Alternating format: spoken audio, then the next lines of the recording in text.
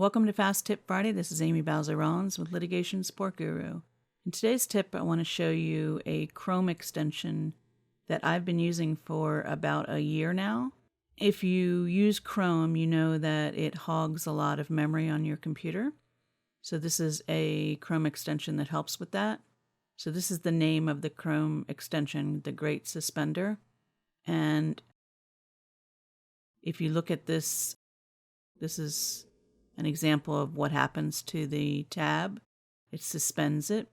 But let me show you how it works. So if you're not already aware, in Chrome, it has its own task manager. So if you go to More Tools and then Task Manager, it will show you how much memory each tab is taking up, as well as each extension that you have installed.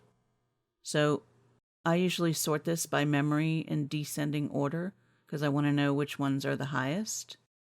And Gmail is famous for taking up a lot of memory, so sometimes I will suspend it or even close that tab temporarily. But anyways, you see here that I have various tabs open and I have some extensions installed. And you can see that right here, these tabs don't have any numbers here because they're already suspended. So first I want you to know about Task Manager. Sometimes it's a good idea to keep it open during the day and keep an eye on which websites you're going to are using a lot of memory. And then if you have an extension you've installed that's hogging memory, you might want to consider removing that extension. Okay, so here's my website, and I just want to show you the icon in the browser once you install the Chrome extension. So if I click on this, you have a bunch of options. So you can suspend it automatically right now. I don't use that a lot. I let the extension do the suspending, but I have used this option, don't suspend. For whatever reason, I don't want it to suspend it at the moment. And then there's also this one that I've used, like never suspend.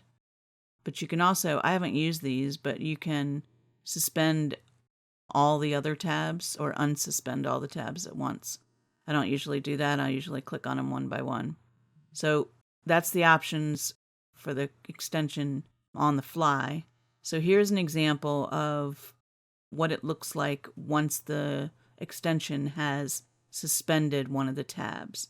So remember, it was blank over here, meaning it's not taking up any memory, but it's still open, still there for you when you need it. And all you need to do is click on it and it brings it back, which is a really cool, it's not taking up a lot of memory, but you can still leave it open because you want to get back to it.